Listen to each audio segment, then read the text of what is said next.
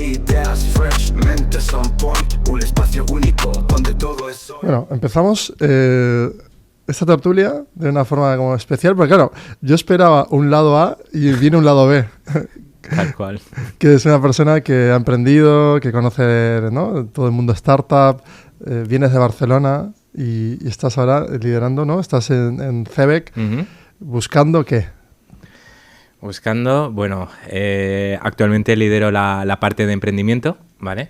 Soy el responsable de todo el área que está empujando CEBEC con la parte de creación y consolidación de nuevas empresas. Pero como bien dices, claro, yo vengo del mundo del emprendimiento, entonces no soy ese perfil que se espera a lo mejor de la patronal, ¿no? Sino que soy un perfil un poco innovador dentro de esa área. Venía pensando en la patronal, o sea, me fui a duchar antes de venir aquí y pensaba, la patronal, nunca termino de entender tampoco esas lógicas, ¿no? De cómo funcionan y claro, y pensaba en ti y me iba haciendo una idea, ¿no?, yo rumiando ahí sobre, inventándomelo. Y digo, claro, qué reto más interesante. O sea, igual hace años era duro, pero quizás ahora hay menos fricción, ¿no?, para poder generar esto que quieres generar tú. Es nuevas empresas, transferir pues conocimiento nuevo de nueva generación a esas empresas que igual vienen old gen. Bueno, es un poco un mix de todo. Yo creo que esto, la casa lo venía trabajando ya desde hace bastantes años, ¿no?, CEBEC. Pero sí que viene bastante impulsado de la actual presidenta, de Carolina. Carolina Pérez Toledo es emprendedora ella misma y es muy afín a lo que es emprendimiento. Entonces esto también parte un poco de la visión de lo que tenía que ser CEBEC con respecto a lo que estaba pasando y lo que está ocurriendo, ¿no? Al final... Vizcaya y Euskadi es una foto bastante marcada, tiene una tradición industrial muy potente, ¿no?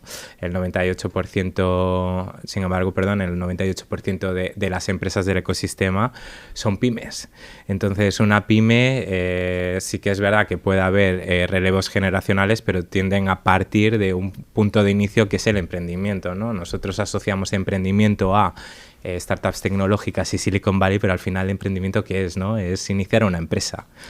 Claro, total. Claro, yo vivo en ambas direcciones, ¿no? Vivo la vía de la pyme, servicios, B2B, el reto que hay ahora de sumarle algo escalable para que, ¿no?, para poder hacer que sobreviva en los próximos años, porque yo sé que si no hacemos un reskilling en las B2B tradicionales, que son estas, en 3-5 años se da vuelta todo y hay que ya ayudar a la gente a que vaya incorporando IA o ir liderando con nuevos productos, pero esa parte de meter algo escalable, ¿no? Y por otro lado, no, todo full escalable, a ver cuándo sale el próximo unicornio. Eso es. Bueno, son modelos distintos. Al final, el primer modelo es un modelo especulativo que se está agotando también. Hay ciertos indicios de mercado que ya dan pistas desde hace un par de años. Luego volvemos a eso si quieres. Por otro lado, también hay una gran amenaza que es la IA. Hoy en día tú puedes crear una startup un poco con... Lovable, que Total. Le metes un prompt y de repente tienes un producto que antes tardabas meses en desarrollar, ¿no? Entonces yo creo que ahora está obligando un poco al emprendimiento a ponerse las pilas y a pensar muy bien en el problema, ¿no? Porque sí que es verdad que está la típica regla del emprendedor, que es problema-solución, ¿no? Pero muchas veces se piensa más en la solución y luego te encajan el problema y si cuela, ¿no? Y ahora es pensar muy bien el problema porque la solución viene dada por ella, ¿no? Y luego, por otro lado, lo que decíamos, vivimos en un contexto desde hace ya un par de décadas de turboconsumismo, ¿no? De que cada vez todo tiene que ser mejor, la versión 2.0, 3.0, 4.0 del mismo producto. Entonces, esto obliga a que los tiempos de respuesta de las empresas sean los más rápidos posibles. Entonces, dentro de este mood que decías, ¿no? De que tienes que colocar IA, Power BI y tal para ser más eficiente, ya no solo vale esto. Es que también tenemos un contexto geopolítico muy complejo, ¿no? Aranceles desde hace poco, por otro lado también tenemos mercados más competitivos, tenemos que salir fuera, competimos contra el mundo, competimos contra nosotros mismos. Antes la competencia era muy local, era empresa A contra empresa B y bueno, podías repartir ya más o menos el pastel. Ahora ese pastel es un mercado más grande, pero es que puede venir competencia de fuera también a quitarte un poco las ventas. Tengo mil ganas de mil cosas. Se me acaban de disparar Perdón. 1000 direcciones. Qué interesante, joder, qué guay, qué interesante y qué estimulante. Estoy muy contento. Dejamos aparcado Unicorn agotado, el modelo Unicorn agotado, en el que podemos hablar de los futuros camellos y demás. Eso es. Ahora, yo justamente el otro día estaba analizando, y te lo comparto, estamos en una defragmentación, como un disco duro, ¿no? Y cuando desfragmentas y etiquetas, como una especie de reetiquetado del mercado, en el que, como bien defines tú también, si se hace muy bien el foco en la vertical, ¿no? Esa micro startup que resuelva solo una cosa N veces y que intente luchar ahí en esa guerra que esperemos no atraviese el modelo digital los aranceles, porque igual en la parte industrial más, pero bueno, depende, si hay hardware sí, entonces claro, pero la parte de hiperverticalización es súper interesante. Sí, exacto. Y además esto coincide con la tesis de emprendimiento de Vizcaya y del País Vasco. Son empresas de nicho, son empresas sniper, ¿no? Que parten muchas veces de que hay un ecosistema que ayuda. Hay una muy buena enseñanza tanto público como privada, se fomenta mucho la investigación, se implementan recursos para esa investigación y al final pues hay una transferencia de esa tecnología o de esa investigación a empresa, ¿no? Entonces eso tiene su parte buena y su parte mala, como todos, si hacemos la lectura, ¿no? La parte buena es, pues eso, que tienes empresas de nicho que solucionan problemas concretos de una manera muy eficiente.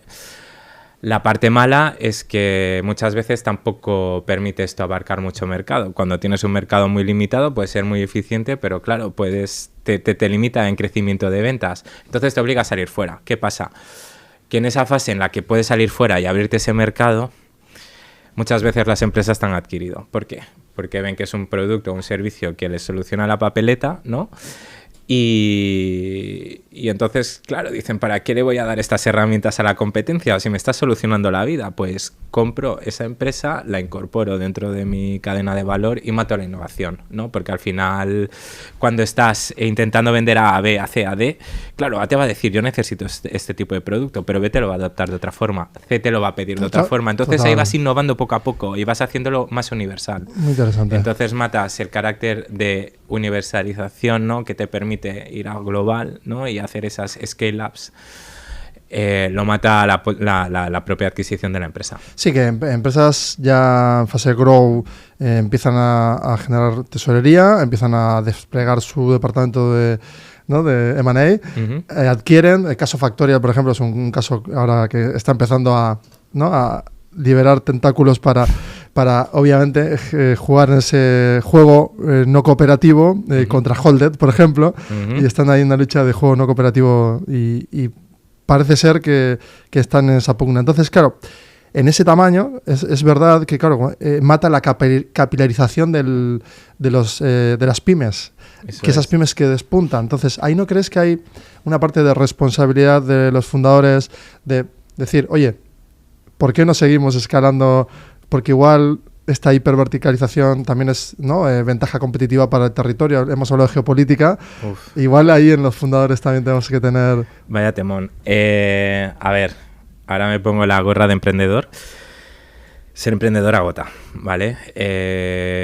Para llegar a esta fase de la que estamos hablando, pongamos que es un mínimo de 3-5 años. En 3-5 años has pasado por mucho. Y cuando te digo mucho, es mucho. Frustración, desalineamiento con socios, problemas y preocupaciones económicas, levantar rondas que a lo mejor te están costando más y no sabes cómo llegar a fin de mes. Es un maratón, ¿no? Entonces, pues eso, el único alimento que hay para seguir ese maratón al final simplemente es la ambición, ¿no? ¿Cuánto de rico me quiero hacer? O el propósito del emprendimiento también puede ser otro factor, ¿no? ¿He emprendido para cambiar el mundo o he emprendido para lucrarme? Ambas opciones son válidas, ¿eh? Ojo, no estoy diciendo que una sea mejor que otra, pero si has emprendido para cambiar el mundo, a lo mejor sí que tienes esa pequeña llamita que diga, venga, va un par de años más y vamos a tirar adelante y vamos a intentar hacerlo crecer. Pero luego también entiendo que eso, que quieras tener un buen éxito, si es que tu idea la puedes vender por mucho dinero, entonces ya más o menos vendes y te embolsas el dinero y chao. Por otro lado, también puedes tener un éxito más o menos decente y dices, bueno, pero me aseguro un trabajo dentro de una empresa con un muy buen sueldo y una vida relativamente tranquila. O puede darse otro factor que también puede ser bastante chungo, que sea tu cap table, ¿no? Tus socios inversores que te estén presionando para vender. Claro, porque en la lucha digamos, si tomo la pastilla azul de intensivo en capital, claro, obviamente ahí en las series A post, ya money de las series A, ya estás, ya está. Ya tienes, liquidado. Claro, ya tienes un vesting de 3 años, te vas, 5, pero claramente ya no eres prescindible, ¿no? Seguramente para ese fondo, o te van a presionar para que, bueno, con intereses de ese capital que puede que no sea justamente de aquí. Por lo tanto, claro, se abren dilemas muy curiosos, al menos dos. Vale. El dilema número 1 es si elegir esa intensividad en capital, y el dilema 2 es si al elegir crecer se puede mesurar de alguna manera tanto y cuanto permitamos dejar, ¿no? esa sede aquí en Vizcaya que genere valor y que siga escalando a nivel global y que no sea solo el exit por el exit. Vale. Por partes, vale, has dicho una palabra que me ha gustado mucho, prescindible. Es que cualquier emprendedor y cualquier empresario y cualquier trabajador, esta es mi tesis, debería ser prescindible. Cuando eres prescindible, dejas que todo fluya, dejas el micromanagement de lado, y eso quiere decir que has montado procesos eficientes, escalables dentro de tu empresa. Cuando no todo pasa por una persona, ni la persona es el decision maker final. Ojo, que no digo que tenga que haber líderes y gente que tome la responsabilidad, ¿no? La accountability de lo que se está haciendo y lo que no, pero todo el mundo debería ser prescindible, incluso un fundador, ¿vale? Luego, lo de ser intensivo en capital. A ver, depende del tipo de emprendimiento. Hay emprendimiento que puedes hacer una empresita más tipo pyme o incluso tecnológica, tipo SaaS, muy lean, que sea poco intensivo en capital, pero bueno, luego viene la parte de marketing y eso ya es otro rollo, ¿no? Pero que no haga falta una dilución muy grande. Y luego tienes tipo farma o tipo defensa, que es ahora un punto que está muy de moda, que claramente es intensivo en capital, claramente tienes que pasar por sucesivas rondas. Incluso tu cap table te empuja muchas veces a que hagas rondas, porque ellos quieren una salida. ¿Cómo le das una salida? ¿Hacemos una IPO? Ya, pero ¿cuándo? Entonces tú al final, en cuanto te metes en el juego especulativo del emprendimiento, tienes que saber que la gente que apuesta por ti al principio quiere una salida y quiere una salida digna. Entonces también te tienes que forzar un poco a intentar dar esas salidas. Que luego la acompañas de growth, evidentemente, ¿no? No vas a hacer una ronda para quedarte tal cual, porque ningún inversor te va a meter dinero para que sigas tu operativa del día a día, sino pues si es porque es marketing, te van a decir, vale, pues monta un modelo de compra-venta que sea sostenible, es decir, que meto 1 euro y saco 2, y vas a pedir un préstamo participativo, vas a pedir un préstamo al banco, o hay otro tipo de financiación que no sea dilutiva, ¿no? Y si es para crecer también tienes que justificar muy bien, en plan de, es que quiero crecer en plantilla porque voy a vender más, espera, vamos a repasar la sales machine y vamos a ver si es eficiente o no, o si es para irte a otro mercado. También estos son casos más raros, ¿no? Es tipo serie B, C, si es para adquisición, depende del tipo de crecimiento que tengas en mente, pero son las reglas del juego. Al final, si quieres montar algo grande y rápido y de tipo tecnológico, sí tienes que pasar por la hipercapitalización de la empresa, sin duda. Estoy viendo como un terreno con lanzamientos de cohetes de diferente tamaño y cada uno, y voy viendo los founders cómo se van ordenando, ¿no? En filitas. Sí. Y en realidad es eso, ¿no? O sea, la labor a hacer company building, y vosotros entiendo que ahí estaréis también, ¿no? Como apoyando, es en tomar bien esas decisiones y que sea una estrategia también clara de cara al capital para que se empiece a ordenar un poco las fichas del juego, porque hay tantos juegos que jugar porque hablamos de la hiperverticalización hasta una factoría automatizada completamente, hasta un CPD, es decir, hay múltiples capas, bueno, y lo que hablabas también de Pharma, por ejemplo, de patentes, que lo mismo, o sea, con AlphaFold aquí se pueden crear también nuevos materiales, es decir, hay mucha comunidad académica con ganas de transferir conocimiento al mundo de los negocios, o sea, hay tantas verticales que ordenar que creo que ahí va un poco lo que estás diciendo, ¿no? Exacto, bueno, verticales y tesis, ¿no? Al final, sí, claro. Primero yo creo que lo básico del emprendimiento es informar. Informar y sobre todo informarte tú como emprendedor, ¿no? De qué tipo de empresa voy a crear, cuáles son los casos de éxito, cuál es la competencia. Que exista competencia, eso siempre es como algo que recomendamos cuando viene alguien y dice, no, es que lo mío es algo único.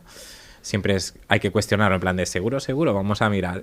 Y si es algo único, pues cuidado, porque posiblemente te hayas adelantado a tu tiempo, posiblemente sea una solución que hayan descartado muchos porque hayan visto que no funciona, entonces no inventes nada, copia o mejora. Eso además lo dice mucho Carlos Blanco, ahí le he robado un poco esa idea, pero es muy cierta, ¿no? No te pongas a inventar algo totalmente nuevo, sino atiende más bien a un problema de mercado que posiblemente ya esté atendido, ¿no? Eso por un lado. Por otro lado, también poner orden, ¿no?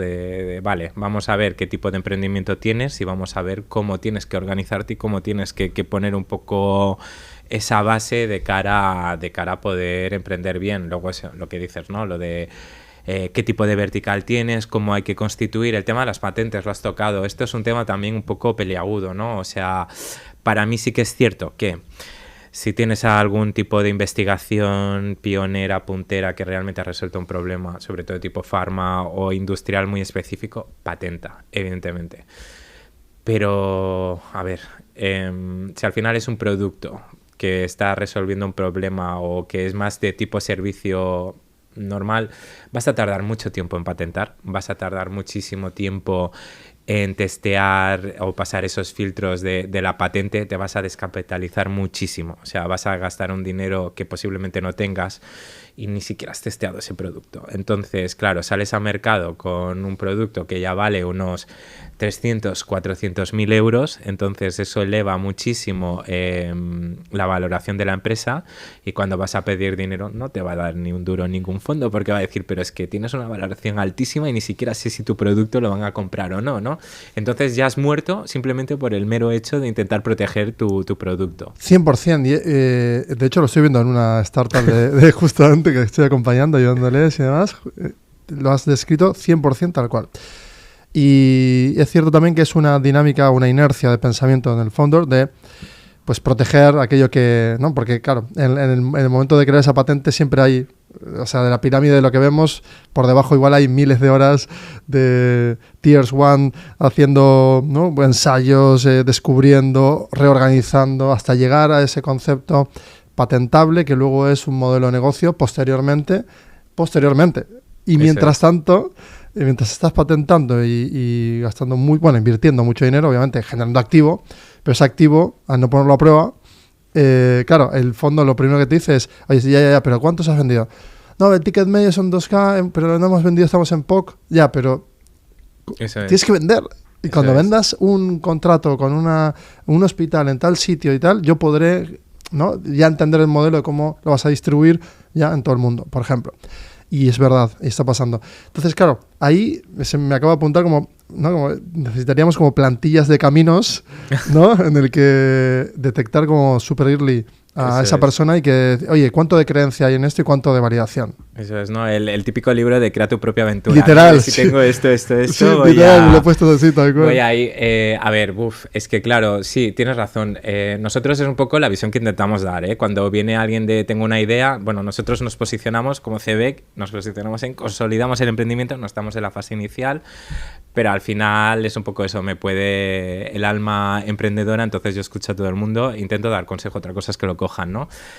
Sí, debería, pero esto es tarea del emprendedor, o sea, no es hoy me levanto, tengo una idea y me voy a lanzar de lleno, sino, jolín, infórmate, vete a hablar con gente con la que ya haya emprendido. O sea, al final, algo muy bueno que he visto dentro del entorno emprendedor es que todo el mundo es muy generoso, ¿no? Todo el mundo saca un poco de tiempo para atender a cualquier persona y lo hace de forma desinteresada. Entonces, si te dan un consejo, tómalo, porque la gente tiende a pensar que no te va a dar un consejo sin haberlo reflexionado, ¿no? Y otro tema también y ya no solo toca las patentes, o sea, porque para mí al final si es algo regulatorio, sobre todo el tema de sanidad y farma, ¿no? Si está regulado, evidentemente tú tienes que meterte en los circuitos y los inversores ya saben cuáles son esos circuitos y posiblemente, pues mira, si es una molécula que ataca a X proteína que al final ayuda a reducir la tasa de mortalidad de X, pues evidentemente ya sabes que todo influye en el cuerpo humano y que tienes unos tiempos de investigación que tienen que ir acompañados de dinero. Pero todo lo que no es eso, es que ponte a testear. También hay un problema que pasa mucho, que es el ponerse a divagar sobre mejoras de producto, yo le llamo productitis, ¿no? Que es de, yo tengo una idea, tengo la idea de lo que tiene que ser ese producto, pero como es algo abstracto, no lo sé pintar sobre el papel. Entonces me pongo a desarrollar y me tiro desarrollando 2 años, 3 años ese producto y no he tenido el kickoff. Entonces, por mucho que les expliques el concepto de MVP y se piense que es algo estandarizado, la gente no acaba de entender que MVP simplemente puede ser una fachada bonita que sea una landing page y tú vendiendo por detrás. Entonces... eso es lo que es realmente un MVP, que tú puedas ir a un inversor y decir, no, mira, es que me he dejado 3.000 euros en una landing page y el resto, ¿cuál es el producto? El producto soy yo. El producto que está conectando A con B, o soy yo a mano que estoy pues eso, enchufando una cosa con otra y ya está. Entonces, como esto es vendible y esto tiene sentido, la gente me está pagando por hacer esto a mano, ahora es cuando voy a levantar el dinero en una primera ronda a una valoración baja porque no tengo nada. Es humo, te estoy vendiendo humo a ti como inversor y le estoy vendiendo un pseudoproducto a una empresa, ¿no? Y ahí es cuando vas a levantar dinero y posiblemente tengas más éxito a la hora de levantar esa ronda porque la valoración es pequeña porque realmente no hay nada, ¿no? Sí, pero tú lo has dicho antes y hay esa vertiente interesante. Ahora, en esta hipervelocidad que estamos viviendo, Lovable, Bolt, Cursor nos permite, y muchas otras plataformas nos permite hacer ese MVP con perfil de negocio que esté bastante decente, ir al inversor y decirle, mira, pruébalo. Ahora, eso lo vendemos a este avatar. Punto. Vamos a hacer una entrevista. Mira, aquí tienes el vídeo de la entrevista que le he hecho probando esto. ¿Qué te parece? Me encanta. Vale, perfecto. Le ves y ahí, claro, el inversor es cuando le ve la exponencialidad y luego, obviamente, va a tener que entender que ya viene una secuencia de tareas, sprints que van a llevar, yo no sé, 4 meses, 5 meses, ¿no? Y ahí llega el funcional real y tal. Ese periodo que hay 2 caminos, ser solo founder, que ahora se habla mucho, estos futuros unicornios, solo founders, poco, no futuribles, pero sí que es cierto que un solo founder puede iniciar, luego ya buscar a sus co-founders, mientras ya va convenciendo a un inversor, mucho más early que antes, ¿no? Y conseguir que lo vea. Ya. Spoiler. En estas primeras rondas el inversor no invierte en producto, invierte en el equipo. Entonces, 100%.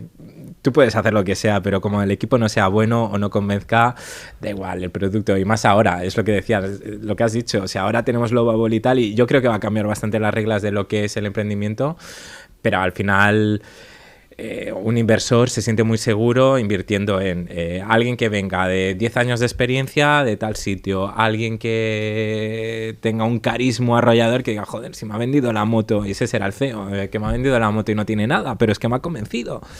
Y alguien, pues eso, un buen técnico, evidentemente si es un SaaS o un producto técnico, porque mucha gente también tiende a cometer ese pequeño error, ¿no? De, no, es que yo vengo de ventas y yo soy más bien operaciones, pero vamos a externalizar el desarrollo del producto. Vas a tenerlo muy complicado. O sea, un inversor, si es producto tecnológico, lo siento mucho, pero va a querer el producto in-house, por mucho que Lovable te lo haya hecho o cualquier desarrollador, pero va a querer a alguien que sepa, porque al final lo que vale es tu producto, no es la gente que tengas detrás, es la tecnología que hay ahí metida.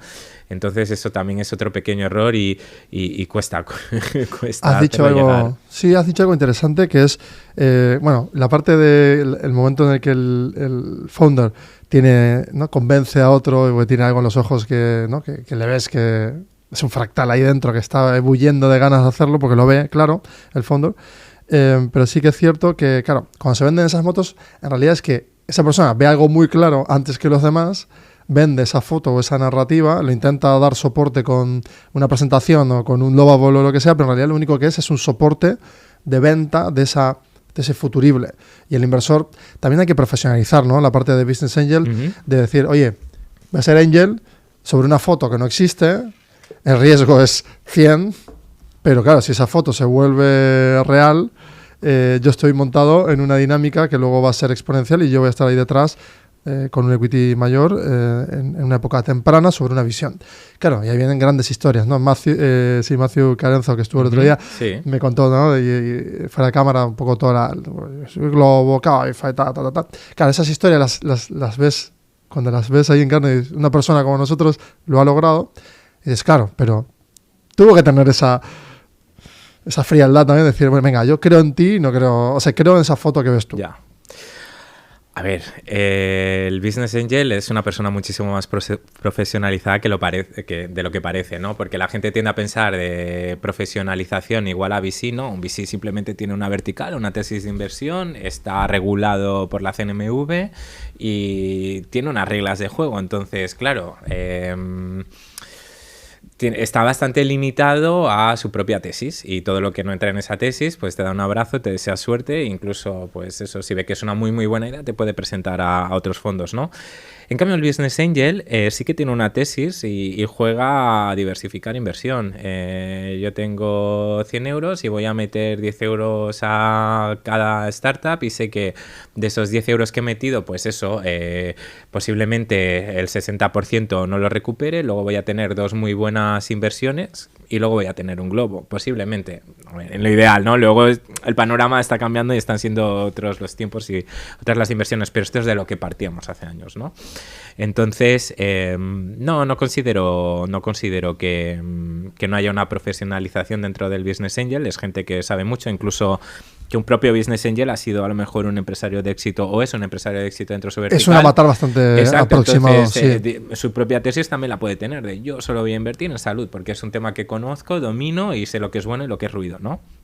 Luego, por otro lado, también con el tema de ser Business Angel, es que también tienes que ayudar a tu comunidad. Cuando me hablabas de Globo, cuando me hablas de algún tipo de emprendimiento que ya hueles que realmente esto va a despuntar, suelen ser rondas en las que hay hostias para entrar. Quiero decir que se llenan enseguida porque de repente entra uno de estos Business Angel All Star que va a avisar a sus amigos, porque además sabe que sus amigos también All Star, pues posiblemente luego puedan conectar en las siguientes rondas pues con VCs para tener buenos exits. O sea, al final es como un juego de especulación que está muy bien, al final, porque aseguran la supervivencia de la startup y aseguran las siguientes rondas. También las están anclando. Y genera industria también, claro, porque se está generando una industria claramente en este aspecto.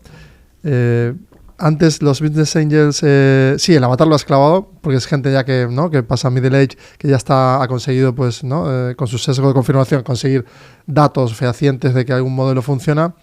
Va a ir a lo que conoce, o al menos a esa burbuja. Algunos no. Yo he conocido otros que no y rompen esa media, pero sí que es cierto que es la mayoría. Y está bastante más maduro en ese aspecto. Antes había como clubs y demás. Ahora yo creo que se están exponiendo más, la gente, ¿no?, se está conociendo más este tipo de inversión. Pero lo que dices tú es interesante, porque lo que está sucediendo con este fenómeno ya de la siguiente capa, de ese smart money sinérgico, que se está haciendo como mafias, ¿no? Al igual que en Estados Unidos, se están empezando a ver mafias, la mafia entendida como, ¿no?, la mafia PayPal, la mafia, bueno, las mafias de ex, que han hecho exits, esos All Stars, que van luego ya impregnando en el mundo también del entretenimiento y del ocio, porque aparecen jugadores de estrellas, presentadores de televisión, productores de éxito, y se genera como una especie de totum revolutum. ¿Tú crees que ahora aquí en el norte estamos viviendo esa posibilidad de aprovecharla? Porque, por situarnos ahora aquí en el norte porque esto lo veo en Barcelona desplegado, lo veo en Valencia, lo veo en Málaga, lo veo en Madrid, pero aquí nos falta como seguir, ¿no?, como busteando eso. Sí, vaya pregunta. Sí, no. A ver, para mí tenemos la suerte que vivimos en un mundo globalizado. Entonces, yo sí que no creo en los clusters de Business Angel, sí que creo que tiene que haber una interconexión. De hecho, esta es un poco la labor o mi labor personal, ¿no? El ir acercando fondos de inversión y Business Angels también al ecosistema e ir exportando también invertibles o fondos a ecosistema de fuera, ¿no? Porque al final emprendimiento no solo son empresas, sino también es money y smart money, ¿no? Aquí lo que pasa es que ha habido mucho la cultura, o me he encontrado mucho la cultura hasta ahora de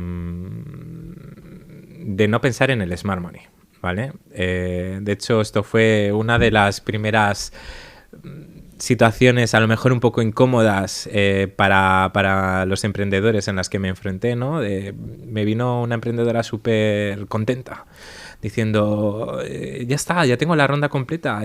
Una conocida me ha puesto, no me acuerdo la cantidad, pero era una cantidad enorme, ella, y ya está, cerrada la ronda. Digo, pero me quedé así, digo, pero espera. Digo, ¿qué perfil profesional es? Dice, no, tiene dinero, ¿sabes? Era un poco eso. Y le dije, ¿y qué te aporta más allá del dinero? Entonces se quedó pensando y se quedó así como choqueada. Digo, a ver, es que tú en tu cap table necesitas a gente que te aporte.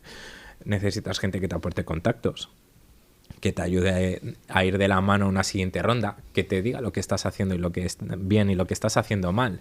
De hecho, incluso le dije, te invitaría a que cogieras al típico fondo que te pone unos estándares y unas métricas un poco apretadas para profesionalizarte, porque muchas veces tú partes de voy a montar mi producto, en mi cabeza todo tiene sentido y yo solo me centro en producto porque soy un visionario, pero es que como no te profesionalicen con unos hitos detrás, estás jodido, porque no vas a crecer al ritmo deseado para las siguientes rondas, ¿no? Entonces, para mí es una muy buena noticia que entre un fondo y que te apriete un poco esos cables para coger y decir, mira, necesito hacer el hito A, el hito B, el hito C, el hito C para llegar a este punto para poder levantar la siguiente ronda. Entonces eso cuesta o ha costado entenderlo. También es normal lo de los squats que decías, ¿no? Sí que están las mafias de Silicon Valley, pero para mí eso es bueno. ¿Por qué? Porque es gente que ha sabido cómo hacerlo, que además muchos de ellos han emprendido y también han tenido éxito. ¿Por qué? Porque tenían talento, por eso los ficharon y también vieron cómo se hacía.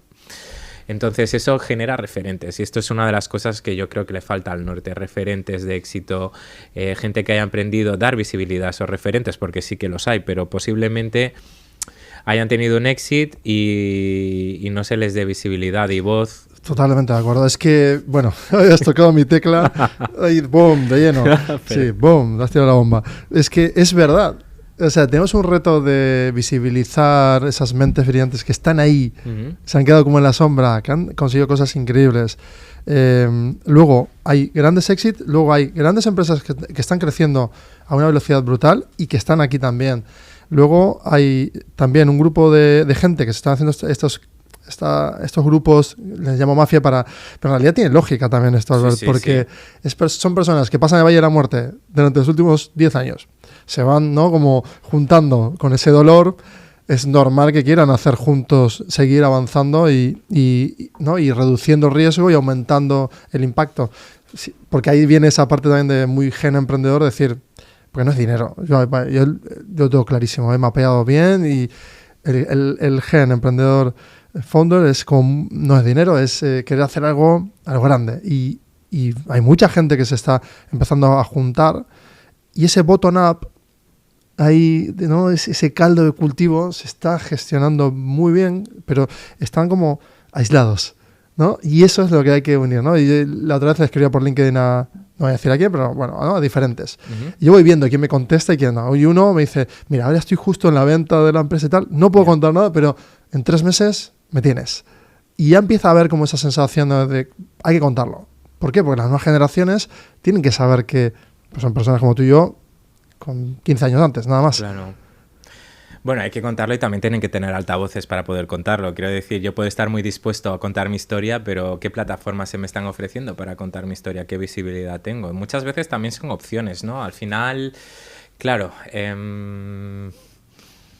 también puede que sea cultural, ¿no? Al final, Cataluña, Barcelona, Madrid, Málaga y Valencia no están aún ahí, ¿no? Pero sí que es cierto que llevamos 20, 30 años, ¿no?, de emprendimiento, Intercom en Barcelona, con Infojobs, etcétera. Entonces ya está establecida esta cultura de he sido emprendedor, lo he hecho bien, se comunica y damos espacio. Y Nick, por ejemplo, yo creo que ahí fue pionero porque justamente yo creo que detectó el tenemos que crear y generar referentes y vamos a poner a estos referentes a hablar, a dar consejos. Total. Y todos los emprendedores que conozco se escuchan los podcasts porque quieren aprender de esta gente y quieren ver estos referentes. Yo creo que es un poco lo que falta aquí. A lo mejor es por falta de trayectoria, también pues a lo mejor por poco trayectoria histórica, no lo sé, pero sí que es cierto que hay que dar voz y altavoz, ya no solo para los emprendedores que hay ahora, sino para las futuras generaciones. De hecho, es una de las preocupaciones o de los puntos que a mí me gustaría tocar a futuro, es cómo podemos educar en el emprendimiento, porque el estudio GEM de este año yo pensaba que sería mejor con respecto a los anteriores, pero a día de hoy se sigue viendo el emprendimiento como una salida a un fracaso laboral. Es decir, tienes más 40, 50 y ya no tienes cabida dentro del mundo laboral, con lo cual no te queda otra que emprender. Y también para los under 40 se ve como un poco ese sitio al que vas porque no te quieren en el mundo de la empresa o no eres un perfil que pueda encajar, ¿no? Entonces, partiendo de esa base, ¿quién se atreve a emprender? Porque no es lo mismo, ¿no? Decir, no, es que tengo un trabajo genial y me va todo bien, a decir, bueno, no, me voy a lanzar a esto y todo el mundo va a decir, uy, cuidado, puede que te vaya mal, bueno, también te puede ir mal en una empresa, quiero decir, puedes estar a lo mejor 20, 30 años trabajando para una empresa y de repente haya una reestructuración y saltes. Entonces, quiero decir, nunca nadie te asegura un puesto de trabajo. Y eso viene un poco también, yo creo, y ahí haciendo autocrítica del romantizar la figura del emprendedor, ¿no? Asociar emprendimiento a qué valiente, qué resistente, qué pobre, tal, ¿no? Yo creo que eso como que al final si dices que alguien es valiente es que se enfrenta a un peligro, y yo no veo ningún peligro. O sea, lo peor que te puede pasar, y esto es algo que digo a menudo, es que quiebres. Entonces, vale, pues te sacudes el polvo y te pones a buscar trabajo, fin, es que no hay mucho más. Sí, el otro día, cuánto macheo con lo que estás diciendo, no paraba de sentir en silencio y absolutamente de acuerdo con todo lo que dices. La autocrítica, para empezar, ya tiene que llegar a todos los espacios de los ecosistemas, le guste a quien le guste y a quien no le guste, pues que lo asuma, porque realmente la autocrítica parece ser que da miedo, primero porque empieza como si fuera un cincel que empieza a romper la estructura de lo rígido, pero claro, el pensamiento rígido, una estructura rígida, no tiene absoluto sentido en este contexto. O sea, no tiene cabida. Fin. O sea, es una cuestión ya, es un hecho. Ahora, en esta conquista de lo que decías tú de ayudar a formar, claro, obviamente ahora con la IA tenemos la autoformación también, ¿no? Hay mucha, con la IA, con los nuevos medios, porque claro, YouTube y todo, Substack ahora con vídeo, estoy viendo solo founders que tienen su Substack con vídeo y su newsletter, que ya no son newsletter, sino ya es más, ¿no? un abstract de cosas que van contando, y otros que se van sumando, y se está articulando como diferentes medios de comunicación totalmente fuera de lo informativo periódico, sino más de lo formativo ocioso, ¿no? Que se está mezclando eso de mientras aprendo, hago, mientras hago, aprendo y ese loop. Claro, hay unos retos chulísimos y como bien dices tú, tenemos que tomar esa dinámica como core y transmitir ese conocimiento casi visibilizando a todas las personas. Eso es que has dicho algo que me ha gustado mucho, ¿no? Lo de cómo gamifico el aprendizaje o cómo mientras me divierto aprendo. Bueno, yo creo que son formatos como estos, ¿no? Que ha evolucionado. Antes ibas a la enciclopedia, a los libros y a las clases, ahora pues tienes todo el conocimiento accesible, aunque claro, también vivimos en un mundo de ruido y encontrar el conocimiento válido es muy complicado, ¿no? Pero bueno, tenemos herramientas nuevas. Yo, por ejemplo, últimamente estoy aprendiendo a través de la IA. Tengo una duda, le pregunto a la IA va a seleccionar la mejor información o lo que considera que es la mejor información, y si es algo crítico, evidentemente, pues intento consultar otras fuentes, ¿no? Pero para quitar ruido o despejar dudas rápidas, tenemos a la IA. Entonces, yo para mí el aprender, el buscar referentes, el tener acceso a esa información, e incluso tener plataformas que te permiten acceder a esas personas, ¿no? O sea, tenemos LinkedIn que bien o mal funciona, o si eres una persona un poco espabilada, siempre puedes decir, oye, mira, esta persona ha visto que me puede conectar con esto, pues voy a echarle morro y le voy a preguntar a ver si me puede conectar, y si vas con la mejor de las intenciones te van a atender seguramente y muy bien, ¿no? Pero esto impacta también en la capacidad, lo que decías también, ¿no? Que me ha gustado lo de autocrítica. Es que si eres inflexible y no tienes autocrítica, posiblemente tu emprendimiento o tu empresa no vaya a ir bien. ¿Por qué? Porque eso quiere decir que no escuchas. Y si no escuchas a tu público y no escuchas lo que te están diciendo, posiblemente no te vaya a ir bien o no le vaya a ir bien a tu empresa. Esto se ha visto muchas veces, ¿no? De empresa que tiene un producto que con el tiempo se queda obsoleto, pero ellos siguen en plan de yo sigo con lo mío y lo que hago bien está bien, lo que haga la competencia da igual, es que nosotros somos así. Mira, es fácil verlo, el otro día pasábamos, ayer mismo por la noche, mi suegra y mi mujer caminando por un centro de Bilbao, y hay un sitio que tiene un espacio perfecto, el mejor de Bilbao, pero se está quedando como obsoleto y les ves como que quieren mantener no el espíritu, sino la productividad, pero no el espíritu. Es decir, no tienen espíritu y la gente lo percibe como con lo que podría explotar esto, simplemente cambiando 2-3 dinámicas en ese negocio y ese espacio es perfecto. O sea, simplemente es cambiar el set mental y decir, venga, voy a cambiar la forma de hacer, voy a traer a otra persona que nos haga un nuevo sistema para cocinar, para no sé qué. Cambiar. Claro, pero eso apela a tener que cambiar una mentalidad que viene con una inercia de años y viene incluso dándole dinero, porque ese vehículo sigue dando dinero. Está flat. O sea, entiendo. Entonces, claro, es complejo, pues es un dilema. O sea, tocar la puerta a esa persona y decirle, oye, espera, tú ganas un 20% al año, te va bien y todo bien. Esto no va a durar así. Estás planeando. Tal cual. Bueno, eso también hay dos tipos de personas, ¿eh? Está la gente que es resistente al cambio, ¿no? Entonces, son los de, porque yo soy así o se ha hecho así toda la vida y estos son huesos duros de roer y cuesta mucho y hay muchas veces dices, pues tiramos la toalla o el propio equipo salta porque dices, es que no voy a cambiar nada y veo que esto se va al traste, ¿no? Y luego hay otro tipo de personas también que no ven ese cambio porque están inmersos en el problema, ¿no? Esto es lo de la mosca de Descartes, ¿no? De que si estás en tu día a día y estás en lo más cercano y no lo ves desde arriba, ¿no? Pues claramente no vas a ver el problema. Y esto también suele pasar mucho, ¿eh? Y yo muchas veces también me doy cuenta, intento pues ser un poco estratega y visionario, pero es que cuando estás en ejecución pura y dura, que también son periodos o picos de trabajo, cuesta mucho mantener esa visión estratégica. Entonces puedo llegar a entenderlo. Para este segmento yo a lo mejor lo que sí que veo que es vital pues es eso de si ves que en tu día a día no llegas a sacar la cabeza o contratas a gente y delegas si te lo puedes permitir, ¿no? O a lo mejor toca un relevo de algún tipo de personal y poder traer a alguien que te aporte esa visión estratégica y también entender que hay que innovar. Y innovar no solo es tecnología, sino que hay que innovar en personas. Las empresas, las grandes empresas yo creo que eso lo han entendido muy bien. Tienen un budget, supongo, para todo lo que es innovación tecnológica, tienen los CEOs, etcétera, pero yo creo que han entendido muy bien que tienen que cohabitar distintas generaciones porque hay también una innovación en los valores, las formas de pensar de las personas. Y hay mucha demás. pugna. Y bueno, esto tú y yo lo vamos a debatir en el otro canal en otro momento. Te invito porque tenemos que debatir mucho tú y yo. Y es verdad, ¿no? El choque de culturas entre generaciones, ¿no? Pues, también la rebelión de las nuevas generaciones ante la imposición de las middle age, el old que está totalmente ya de salida y quiere que todo siga igual, pero sí que es cierto que lo que me estaba resonando todo lo que estás diciendo de vuelta otra vez.